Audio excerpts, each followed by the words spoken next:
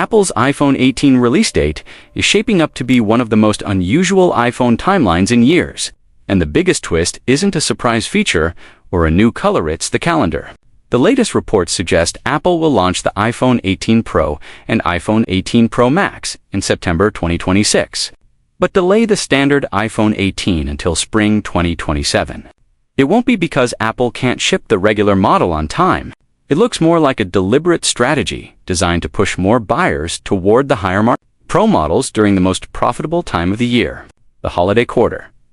If you've been following Apple launch patterns, you already know how consistent the September iPhone cycle has been. Carriers plan around it. Retailers plan around it. Upgrade contracts are practically built to land right on the new iPhone window. For many people, September isn't just new iPhone season. It's the easiest moment to upgrade. Your contract is up. Your trade-in is ready. The marketing is everywhere. And you want something new before the year ends. Now picture a September where Apple puts the iPhone 18 Pro front and center. But the regular iPhone 18 simply isn't there. That single change creates a pressure point for millions of buyers. Because if you're ready to upgrade in autumn 2026 and the base iPhone 18 isn't available, your choice becomes painfully simple. Either keep your current phone longer than you planned, or pay extra for the iPhone 18 Pro. And that's where the idea of a $200 impatience tax comes from. In the leak, the expected outcome is that Apple effectively removes the familiar mid-tier iPhone price from the initial iPhone 18 lineup. Think about the role that standard iPhone has played historically. It's the model that anchors the lineup at a more accessible price. The one many people choose because it's new, modern, and good enough, even if it's not the absolute best. But if Apple delays the iPhone 18 to spring 2027, the default new iPhone on shelves during the biggest buying season becomes the iPhone 18 Pro. That means if you want the newest iPhone in September, you're likely paying around $200 more than you expected. Apple doesn't have to raise prices to make more money here. It can shift which iPhone is available when people are most likely to buy. And the holiday quarter is exactly when Apple wants the highest average selling price possible, because that's when volume is highest. Gifting is at its peak. Carrier promotions are everywhere.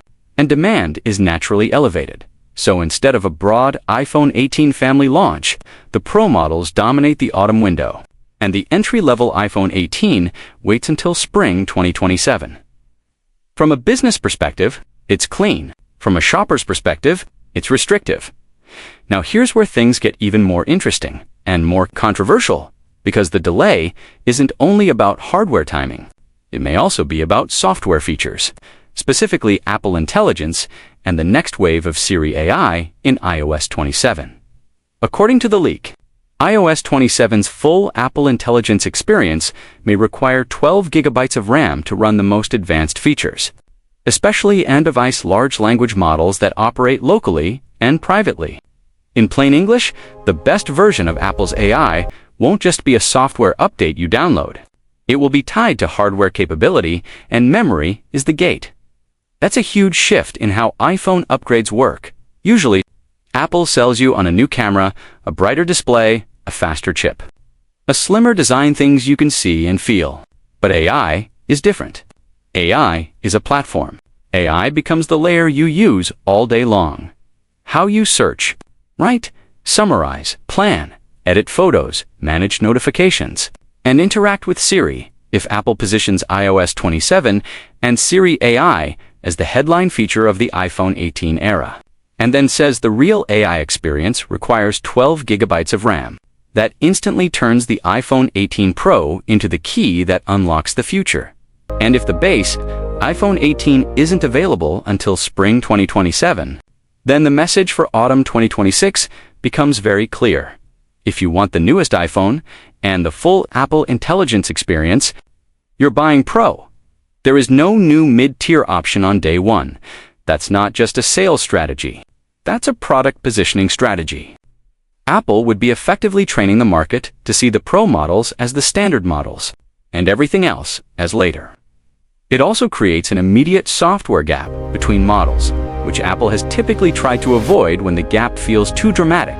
Yes, some features are always exclusive promotion, certain camera modes, occasional performance benefits, but AI touches everything. If Apple Intelligence and Siri AI become the main reason to upgrade, and only Pro buyers get the full suite, that's going to feel like a bigger divide than usual. And this is where iPhone 17 owners, and even iPhone 17 buyers in late 2026, could get caught in a weird situation. Imagine it's holiday season. 2026, you walk into a store and want a current generation iPhone that's reasonably priced, something in that familiar mid-range slot. But the iPhone 18 isn't there. Your choices are basically buy an iPhone 17 that's already more than a year old, or pay extra for an iPhone 18 Pro. A lot of shoppers might lean toward the iPhone 17 because it feels like the smart financial move. But the leak suggests that could be a false dichotomy. Because if AI becomes a new baseline expectation, and if 12 GB RAM is the minimum to access the full iOS 27 Apple Intelligence toolkit, then the iPhone 17 could feel outdated faster than usual. Not because it's a bad phone, but because the software narrative will move on quickly once Apple starts marketing Siri AI as the new standard. That has ripple effects. If the base iPhone 18 is missing from holiday shelves, the iPhone 17 could hold its price longer at retail and on the second-hand market, simply because demand has nowhere else to go at that price point. But then when spring 2027 arrives and Apple finally launches the regular iPhone 18, the value of the iPhone 17 could drop sharply, especially if the iPhone 18 brings better AI support, more RAM, or just a more future-proof platform for iOS 27 and beyond. So for buyers considering an iPhone 17 in late 2026, the real question becomes, are you buying something that will still feel current after Apple flips the switch on Siri AI as the mainstream experience? Because once Apple markets Apple Intelligence as the thing everyone should have, older but cheaper becomes a tougher sell. And let's be honest, Apple's marketing machine is not subtle. If Apple wants the iPhone 18 Pro to be the must-have phone of the holiday season, it has the perfect story. New hardware plus iOS 27 plus Siri AI plus Apple Intelligence. And if the regular iPhone 18 is delayed, Apple doesn't even have to compete with its own lower-priced model for attention. The Pro becomes the hero product by default. Now, will consumers accept this? Some people will. Plenty of buyers already choose Pro models every year.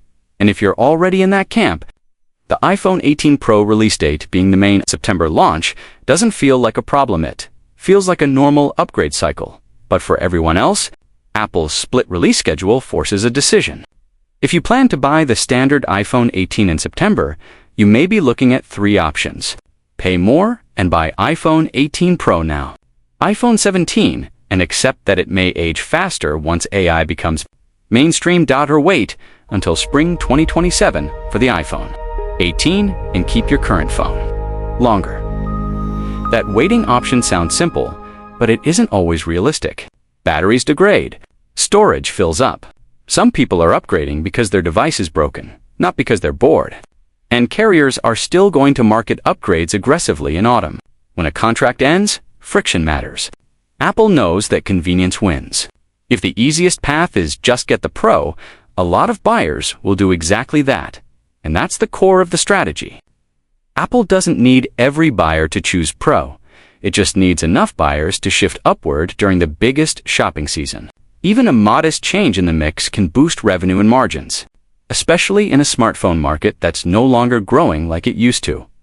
If this leak is accurate, it's also a signal that Apple sees the iPhone lineup differently going forward. Instead of treating Pro as the enthusiast tier, Apple may be moving toward a world where Pro is the default. For anyone who wants the real new iPhone experience at launch, especially when that experience is defined by features that depend on premium hardware. So the iPhone 18 release date story might not just be about when does it launch. It might be about what Apple wants the iPhone to become next, a device where the headline features are computational, local, and memory hungry, and where the best experience is reserved for the models with the most RAM and the highest margins. If Apple launches iPhone 18 Pro and iPhone 18 Pro Max in September 2026 and holds back the base iPhone 18 until spring 2027, the holiday season becomes a Pro-only runway. Higher prices, higher average selling price. Higher revenue potential land, a buyer's choice that feels less like freedom and more like a funnel. So here's the big question. If Apple really delays the standard, iPhone 18 until spring 2027, would you pay the extra money for the iPhone 18 Pro in September to get iOS 27 and the full Apple Intelligence and Siri AI experience? Or would you wait it out and keep your current iPhone until the regular iPhone 18 finally arrives?